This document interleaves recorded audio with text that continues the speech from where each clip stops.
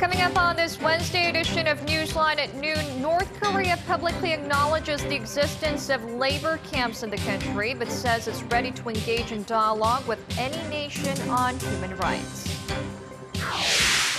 The Korean government will spend an additional $4.7 billion this year and take steps to help protect local companies from a weakening Japanese currency as part of efforts to spur the economic recovery. Plus, a powerful quake strikes China's southwestern province of Yunnan, killing at least one person and injuring more than 320. These stories and more on Newsline at noon.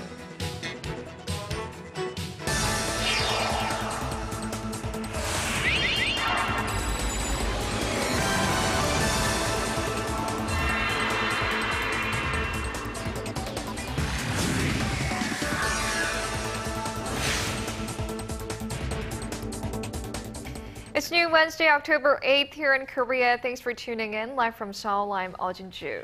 It's very good to have you with us. I'm Mark Broome. Our top story on this Wednesday lunchtime. North Korea's human rights issue is currently one of the most widely discussed topics at the United Nations. Now, burdened by international pressure, the North Korean mission at the UN hosted a rare Q&A session defending its rights record and leaving the door open for dialogue on the matter. Choi-sun has more. North Korea has reiterated its previous stance that it is open to discussing its human rights record with the international community so long as there's sincerity behind the talks. This after South Korean Foreign Minister Yoon Byung-se's recent proposal for inter-Korean talks on the issue. As the United Nations plans to adopt a resolution next month condemning human rights abuses in the North, Pyongyang held a rare session in New York on Tuesday where it accused Washington of trying to topple the North Korean leadership. And DPRK is totally against misusing human rights for regime change in the country. And in particular, as I said, for United States who is not recognizing DPRK as a sovereign state. The North's UN delegation denounced the international community's push for a resolution, saying it would cause a further strain on inter-Korean relations. And we do oppose these resolutions. This resolution means confrontation, and confrontation is not compatible with the dialogue and cooperation that we are very much in favor of. Defending itself, North Korea shoveled the blame toward South Korean military exercises and international economic sanctions, which it says are acting as obstacles to improving human rights in the North. When asked about the North's political prison camps, which the UN recommended be shut down, a North Korean delegate denied the existence of such facilities, acknowledging only that his country runs labor camps. Choi-sun, Arirang News. Now, no one could accuse former U.S. Defense Chief Leon Panetta of pulling any punches in his recently published memoir. Besides the usual intriguing inside info, Panetta also shed some light on the Obama administration's North Korea policy, but admits Washington doesn't know much about the inner workings of the regime. Kim Hyun-bin reports. In his recently published memoir entitled Worthy Fights, former U.S. Defense Secretary Leon Panetta speaks about the threat of war on the Korean peninsula. Should worst come to worst, Panetta says the option of using nuclear weapons on North Korea was available to Washington, Seoul, and U.S. Forces Korea. In terms of a missile attack on the U.S. mainland, Panetta said North Korea is considered the biggest threat, bigger than China or even Russia. He described the regime as the most troublesome in the world, and that the U.S. government spends a considerable amount of time and money trying to predict what they would do next. He also acknowledged that despite those efforts, U.S. intelligence on the inner workings of the regime is weak and barely scratches the surface. For example, Panetta points out that Washington was in the dark on North Korea's succession plans in 2009 and was surprised when Kim Jong-un emerged the strongest contender to assume power from his father, Kim Jong-il. Overall, Panetta says U.S. intelligence on the inner workings of the regime has been lacking for years. Kim Hyun-bin, Arirang News. And a former chief of U.S. Forces Korea says Washington should not publicly press Seoul to accept the deployment of the so-called THAAD missile defense system. At a forum in Washington Tuesday, Burrell, who served as U.S. FK commander from 2006 to 2008, said he agrees with the U.S. deployment of a terminal high-altitude air defense missile system to counter threats from North Korea. But he went on to say it would be simply irresponsible for Washington to press South Korea both diplomatically and publicly. He stressed the issue should be quietly settled with the South Korean government first and then be taken to the public. President Park Geun-hye has made clear her desire to prepare South Korea for a peaceful unification of the peninsula. But due to the economic gap between the two Koreas, a new report says it could take up to $500 billion to raise North Korea's per capita income to $10,000 in 20 years' time. So, as our Kim Young-gil reports, the government is working on a plan to secure the necessary funds to rebuild the North Korean economy. The South Korean government, in a plan that will be formally announced later this month, will seek financial assistance from the OECD, look to maximize the use of North Korean resources, and foster the private investment of South Korean firms in North Korea. This in attempts to ease the burden on North Korea's economy in preparation for a unification of the two Koreas. The South Financial Services Commission says the only feasible way to minimize unification costs is to develop North Korea's economy. North Korea's per capita gross national income is presumed to be around $1,200. South Korea's per capita GNI is 18 times higher at $22,700. Raising the North's figure to $10,000 within 20 years would come at an estimated expense of $500 billion. It's money that would go toward rebuilding North Korea's social infrastructure and developing industrial complexes. The South Korean government is considering ways to restructure Pyongyang's exchange rate system, reorganize its financial infrastructure, and set up new policies in the banking sector. The financial regulator says unification with North Korea would open up new opportunities for South Korea, as it will create larger market demand and alleviate the geopolitical risk factors on the Korean peninsula. Kim Young-gil, Arirang News. The South Korean economy has been given a relatively healthy report card from the International Monetary Fund. However, the thumbs-up assessment for Korea this year and the next contrasts slightly with the IMF's outlook for the global economy. Our Kim Min-ji reports. The International Monetary Fund has slightly lowered its outlook for the global economy for this year and the next, but has maintained Korea's growth forecast for this year. The IMF says it expects Asia's fourth largest economy to expand 3.7% in 2014 on the back of increased exports and investments. The figure is unchanged from its previous forecast in April and is in line with the Korean government's projection. The fund raised its growth outlook by 0.2 percentage points to 4% for 2015.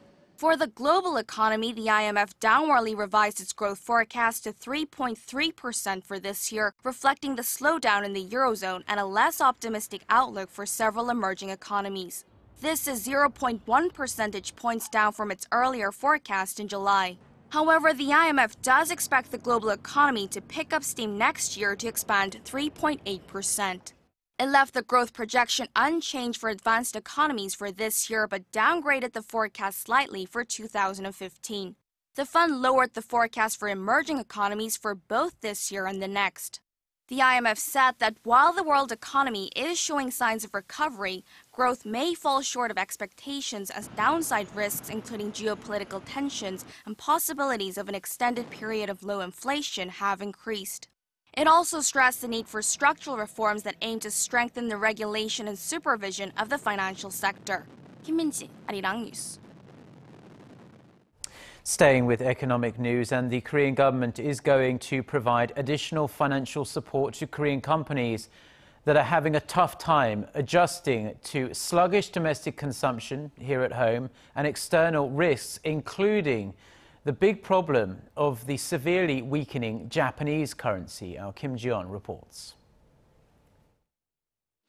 The Korean government will inject an additional $4.7 billion on top of the $24 billion worth of policy funds it plans to spend this year to boost economic growth. Under the plan, around $3.3 billion will be spent on the provision of financial loans to encourage small and mid-sized companies to import more. $650 million will be spent solely on boosting facilities investment.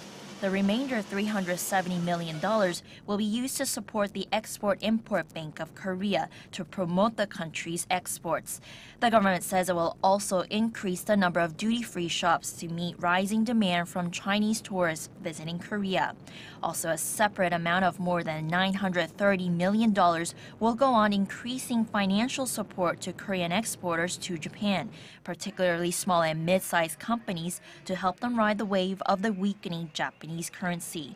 If the plan succeeds, the government says it expects the economy to grow by a maximum of an extra 0.2 percentage point in the fourth quarter and reach its yearly target of 3.7%. The measures come amid mixed signals about how stable Korea's economic recovery is. Business sentiment among Korean companies edged up in September from the previous month, but the latest industrial output dropped by 0.6% in August from the previous month. This switched to negative growth for the first time in 3 months. Facilities investment also dropped more than 10% in August from the previous month. Kim Ji-yeon, Arirang News. Korea's retail and tourism industries are all smiles after a record number of Chinese tourists came into the country for their Chinese National Day holiday, which was about a week long and came to an end on Tuesday. Now, everything is going great now in terms of tourist numbers, but will the good times keep on a-rolling? Our Connie Kim reports. Less than a third of Chinese tourists who come to Korea these days plan to make a return trip. It's a trend that has the tourism sector here worried, with a recent survey showing that the industry as a whole is expecting a decline in the fourth quarter. Identifying the problems is a first step. For one, Chinese tourists spend more than half of their money on shopping during their stay in Korea, which experts say poses issues over the long term. The product brands these tourists buy are mostly global ones that can be bought in other countries as well. If Korea starts losing price competitiveness, it won't be as appealing for the Chinese to visit Korea. Peck says demand among Chinese travelers for leisure activities will rise as their income levels do. For that reason, it's recommended that Korea begin investing more time and energy into culture, leisure, and entertainment travel packages that are unique to Korea. I wish there were more chances to experience Korean culture, such as trying on the traditional costume hanbok and more tours outside of Seoul. I personally want to go down to Chuncheon to taste their trademark chicken dish, 닭갈비. I want to visit Busan and also try making chicken ginseng soup and kimchi while I'm here. The availability of affordable accommodations is another hurdle for Korea's tourism market. There are some 190 tourist hotels currently in Seoul, but less than 1/5 are 2- to 3-star hotels. Now that keeps many Chinese tourists from booking return flights to Korea, and government regulations are holding back new construction projects. Hotels are currently banned from being within 200 meters of a school, but because of the growing demand for accommodations, this regulation is expected to be eased in the long term. The shopping may be luring Chinese tourists here now, but Korea will need to show it has more to offer to keep the millions of Chinese visitors coming year after year. Connie Kim, Arirang News.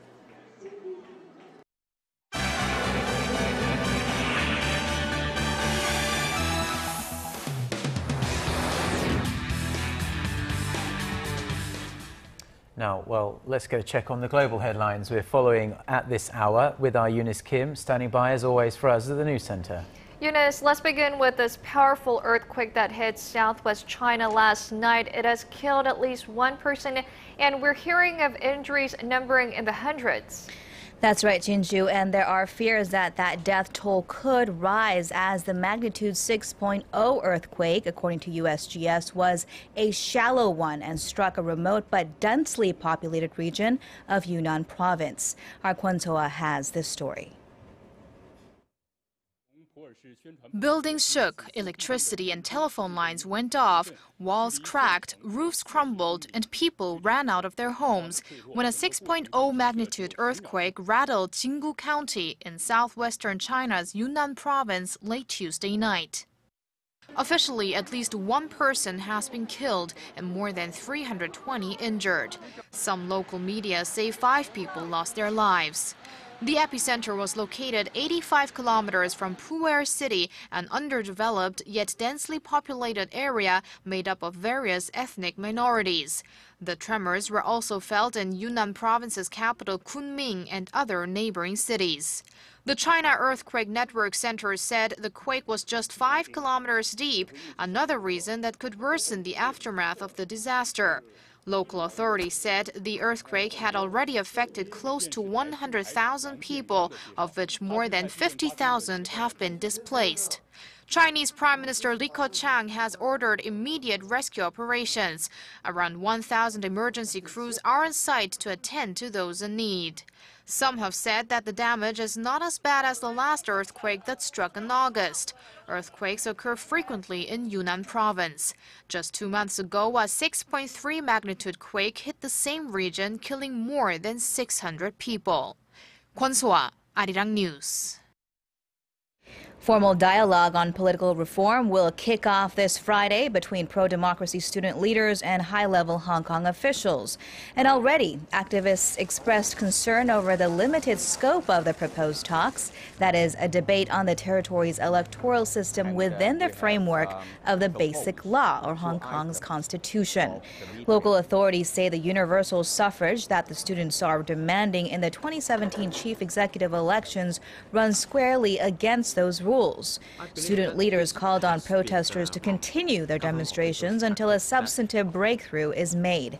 But impatience and anger is only growing as some 30 pro-government supporters clashed with protesters last night. Companies in Hong Kong saw their sales dip by as much as 80% during the otherwise commercially lucrative Golden Week holiday, this according to the Hong Kong Retail Management Association. Turkey's President Recep Tayyip Erdogan is pressing for more U.S.-led coalition airstrikes on the strategic Syrian border town of Kobani. He said it was about to fall to Islamic State militants making ground in their 3-week assault despite fierce fighting by Kurdish forces. He told his audience at a refugee camp in the Turkish border that ground operations were needed for a successful holdback. Coalition airstrikes hit more IS military targets on Monday and Tuesday. The UK-based Syrian Observatory for Human Rights said more than 400 civilians and fighters on both sides died in the bitter battles.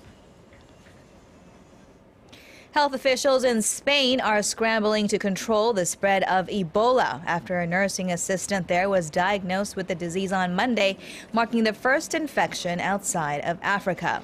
Another nursing assistant was admitted earlier today, adding to the 4 people already quarantined at the Madrid hospital, where the first infection was confirmed.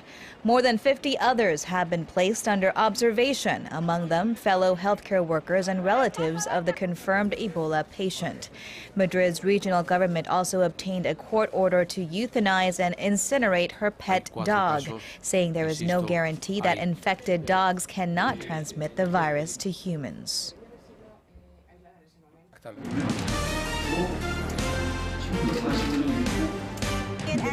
Stay up to date on the latest news out of Korea. Connecting to our team of reporters about the issues that matter to Korea. On air, on your mobile, online. Find out more about Korea on Newsline at noon with Mark Broome and Eoh Jin-joo. I'm Eoh Jin-joo with market researcher, strategy analytics, said Thursday that LG Electronics brought in. This year's Nobel Prize for Physics has been awarded to 3 scientists credited with the invention of blue light emitting diodes, commonly known as energy-efficient LED lights. Professors Isamu Akasaki and Hiroshi Amano of Japan and Shuji Nakamura of the U.S. were named winners of the prestigious award Tuesday in Stockholm, which includes prize money of about $1.1 million, which the 3 will have to split. The committee said the 3 scientists recognized that gallium nitride would lead to a blue color and discovered a way to produce the light in an efficient way by adding in other materials. And in its ongoing case against Microsoft, Samsung Electronics has filed for an international arbitration with a court based in Hong Kong. Samsung says it's seeking the settlement at the International Court of Arbitration without elaborating further on the reason behind this. Microsoft, meanwhile, wants to try and settle the dispute in New York. The move came as Microsoft filed a suit in August to resolve its disagreement with Samsung over a 2011 royalty agreement, claiming the Korean firm unilaterally decided not to abide by the contract. Samsung failed to pay the U.S. company interest of nearly $7 million for the delay of payment in 2013, stating that Microsoft's acquisition of Nokia breached their cross-licensing deal. Doksugung Palace is one of the most popular palaces in central Seoul. Its very cheap admission and diverse architecture have locals and expats coming back for more. And the great news for lovers of the palace is that one of its grandest sub-buildings, Seokjo-jeon, will reopen to the public next week after undergoing 5 years of painstaking restoration work. Park Ji-won reports. Completed in 1910, Seokjo-jeon is a Western-style stone building, part of Doksugung Palace in central Seoul. Designed by British architect G.R. Harding, the 3-story hall was built according to the 18th century European court style, and it housed King Gojong's sleeping quarters and audience rooms. The building went through so many alterations during more than 35 years of Japanese occupation in the early 20th century and following the Korean War. And Seokjo-jeon now opens to the public after 5 years of restoration work, which cost some $13 million. We have put items that have been stored at the National Palace Museum of Korea, but in their original position, after thoroughly studying old pictures and doing our own research. Seokjo-jeon will open to the public from next Monday. Visitors can see over 130 displayed items inside the building, including about 40 pieces of original furniture set up at the time of the building's establishment. Visitors can also watch documentaries about Korea's modern history and King Gojong and his royal families. King Gojong was the final king of Joseon dynasty that lasted some 600 years and the first emperor of the short-lived Great Korean Empire, which was forcefully annexed by Japan. Historians have shown us that Seokjo-jeon is not a symbol of foreign annexation, but a symbol of King Gojong's willingness for independent modernization. So this hall is of great historic importance to Korea. Seokjo-jeon, a grand building that has bore witness to some of the most vivid parts of Korea's modern history, is finally back with the Korean people some 104 years after its establishment. Park Ji-won, Arirang News.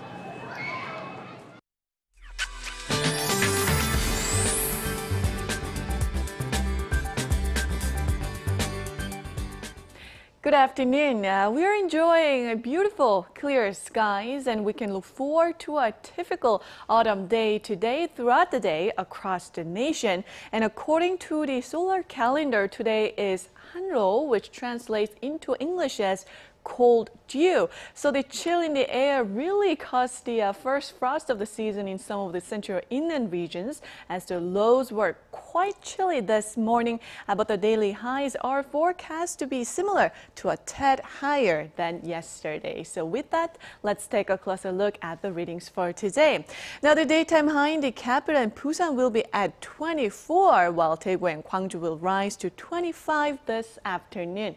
And for other regions, Jeju Island and Daejeon will see highs of 23 and Dokdo peaks at 20. And tomorrow is Hangul Day, a national holiday as well, and the weather will be great. In fact, daily highs will be slightly milder for the remainder of the week, hovering in the mid-20s here in the capital. But temperature difference between lows and highs will continue to be wide, so please dress accordingly to avoid catching a cold. Well, that's all for Korea, and here's the international weather for viewers around the world.